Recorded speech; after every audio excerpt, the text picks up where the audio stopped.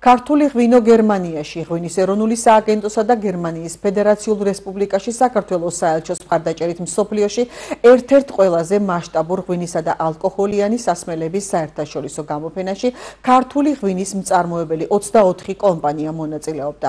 გერმანიის ქალაქ დიუსელდორფში გამართულ სამდღიან გამოფენაზე ქართული ღვინის შეფასების შესაძლებლობა ღვინის პროფესიონალებს, კომერციული სექტორის წარმომადგენლებსა და გამოფენის ათასობით სტუმარს მიეცა.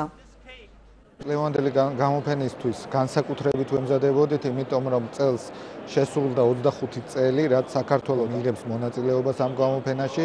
გამოფენასთან ერთად და გამოფენასთან პარალელურად ჰქონდა დაგეგმილი ძალიან მნიშვნელოვანი ღონისძიებები.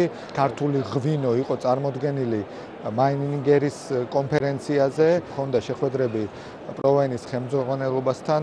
მიმოვიხილეთ ეს 25 წელი თანამშრომლობის და რა თქმა უნდა დაიგეგმა ჩვენი თანამშრომლობის მომავალი.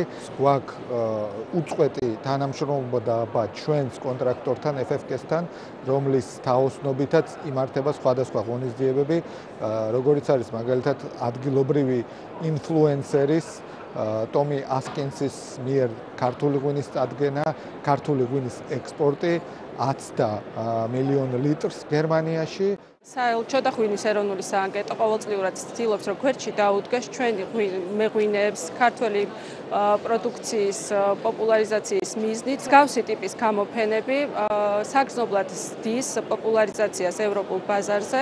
დღესდღეობით საკმაოდ პოპულარობით სარგებლობს ქართული ღვინო ევროპაში, გერმანიაში მათ შორის ასევე. ჩვენი კომპანია 15 წელზე მეტია მონაწილეობას იღებს აღნიშნულ გამოფენაში. პროვაინი არის ყველაზე მნიშვნელოვანი გამოფენა ევროპაში. წარმოდგენილი გვაქვს 10-ზე მეტი დასახელების ღვინო.